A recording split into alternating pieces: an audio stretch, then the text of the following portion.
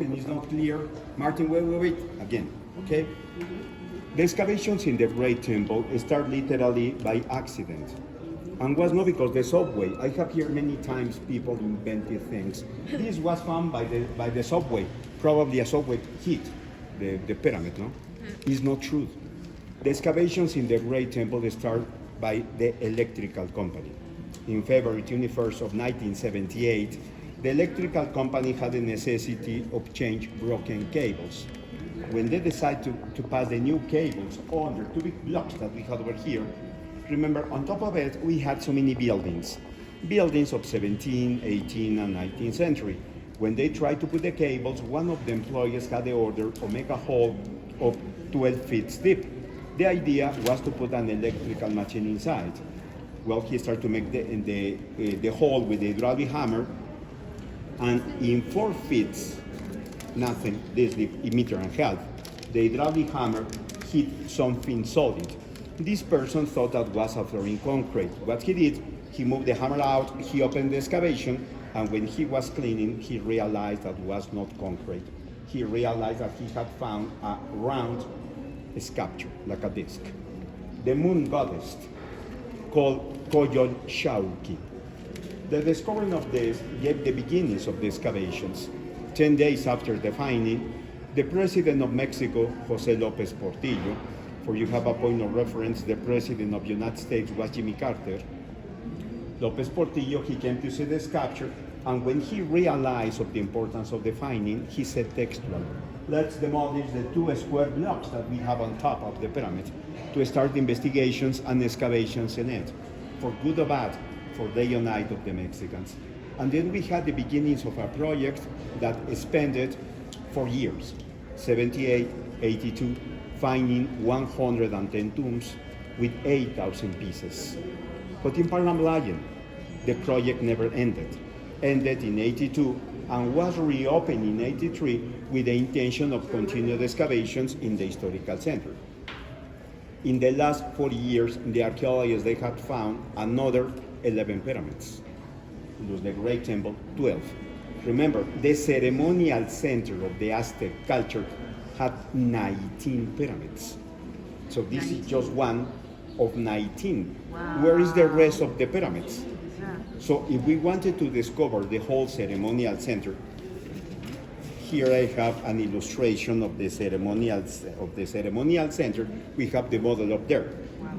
Okay, for you have an idea, we are standing right here. This is the Great Temple. The rest of the pyramid that you see still exists, but that underground, under 7 square blocks. So if we wanted to discover the whole area full with pyramids, we would need to destroy it, National Palace, Constitution Plaza, Cathedral, and another 4 square blocks to discover the rest of the ceremonial center. See? Now, Eduardo Matos, the director of the excavations, when he started to dig, he realized that the construction of the pyramid was with superimposed. What's that? They used to construct one pyramid on top of the other. This was with the idea of representing the changing of the rulers. I mean, when some ruler died, the next, with the intention of to be more important than the older, and remember, the changing of the power was familiar, monarchical, I mean from father to son. When the father died, the son ordered to cover the pyramid of his father, and he built his pyramid on top. And then the grandson, and then the grandson. Little by little, the pyramid going to have 7 pyramids in one. It was literally like a huge onion with layers. The first pyramid was built in the year 1325 AD. Was the year when the Aztecs arrived to the lake. The first thing that they did was to construct the Great Temple. The last one, the 7th period, the main one, was constructed in 1502, 17 years before the arriving of the Spaniards.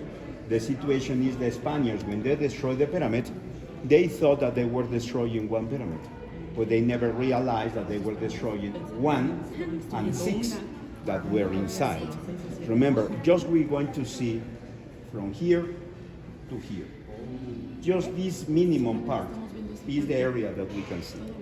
Before someone of you ask me, Martin, what's happening with the rest?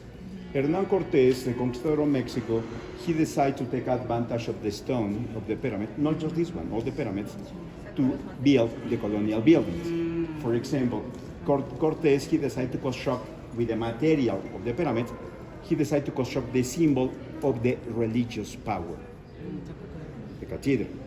One. Second, the symbol of the political power, the National Palace. Because the National Palace was the Hernán Cortés house, was his house, very small house. Okay? Now, the Great Temple was different to another pyramids in Mexico because it was very common to find just one altar on top. The Great Temple had two altars. The Aztecs is the only pyramid in this country with two altars. The Great Temple was dedicated in honor to two gods. Tlaloc, the god of the rain. Everything on the left side represents not just rain, it's rain, food, fertility, life. The left side of the Great Temple symbolizes life. The right side is totally different. It's dedicated in honor to Huitzilopochtli, what a name, the god of the war. The right side symbolizes the military, political, and economical power. It's the place where the Aztecs celebrate the human sacrifices. It's the site of the dead. So in the Great Temple, we have left life and death. For that reason, the museum was constructed by the architect Pedro Ramirez Vázquez, and he going to construct two towers. The two towers symbolize the two altars.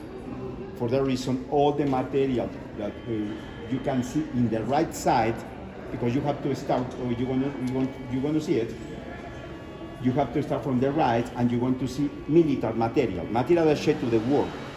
When you pass the bridge in the last level to the left, you're going to see material dedicated to the agriculture, to the land. Okay, got it? Questions?